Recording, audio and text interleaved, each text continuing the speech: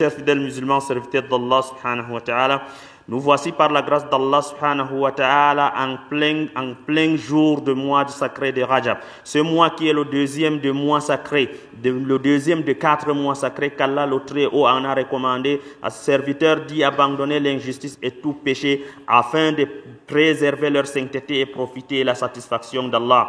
Allah a dit dans Surah At-Tawbah, sachez aussi que depuis le jour où Allah a créé les cieux et la terre, il a décrété que les mois de l'année sont au nombre de 12, dont 4 sont sacrés conformément à la bonne religion. Ne vous faites pas de tort à vous-même durant ce mois sacré. Ne vous faites pas de tort à vous-même durant ce mois sacré, durant ce 4 mois sacrés. Dans ce verset, chers frères, Allah le Très-Haut nous fait comprendre que parmi les 12 mois que constitue l'année, il y en a 4 qui sont plus sacrés, dans lesquels commettre les péchés est plus grave et plus haïssable auprès de lui. Ces 4 mois sont à savoir Al-Muharram, le premier mois, Rajab, le mois en cours qui est dans le 7e mois, et Zulqa'dah, Zulhijjah, le 11e et le 12e mois du calendrier islamique. C'est pour vous avertir, chers frères, que vous vivez en ce jour, c'est une période sacrée, donc méfiez-vous plus que jamais de commettre les péchés, éloignez-vous de turpitude, abstenez-vous de l'injustice de tout genre et de toute catégorie. Quiconque parmi vous se voit en train de faire du mal en ce jour-ci,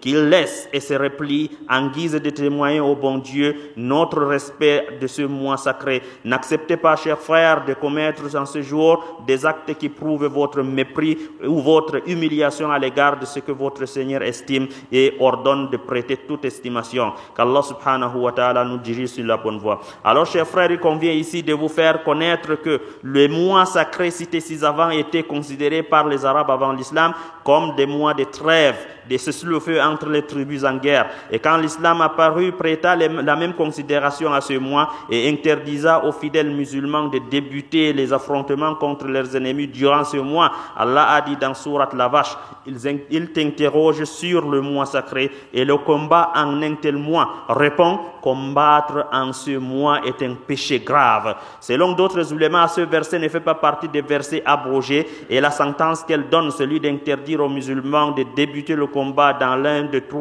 4 mois sacrés, reste applicable jusqu'à nos jours-ci. Et qu'en ce qui concerne les cultes, constatez que les gens le font.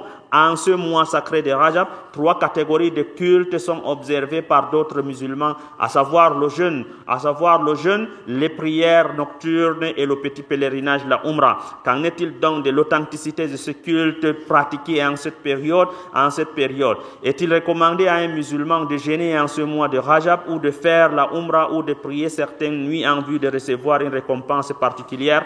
En réalité, rien de cela n'est recommandé, ni le jeûne, ni les prières nocturnes, ni la Umrah. Et tout ce qui est rapporté sur ce sujet, des hadiths prophétiques, sont prouvés faux et non authentiques selon les ulémas, Imam Ibn al-Qayyim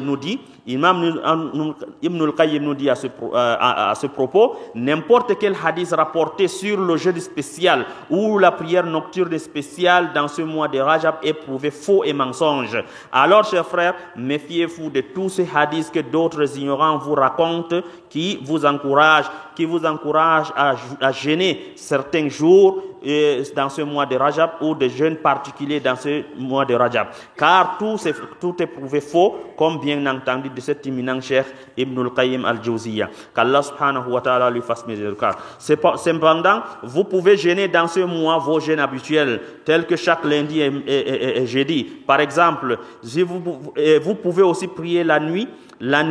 Vous pouvez aussi prier la nuit comme habitué, sans changer en ce délai le rythme. Sinon, l'on risque de commettre une innovation dans la religion. Et en ce qui concerne la Umrah dans ce mois de Rajab, si le fidèle vise ce mois pour y effectuer, cela est réprochable et bid'a. Mais si c'est le moyen de se rendre à la Umrah qu'il y soit disponible en ce mois, et c'est pour cela qu'il veut y aller, là il n'y a aucun problème.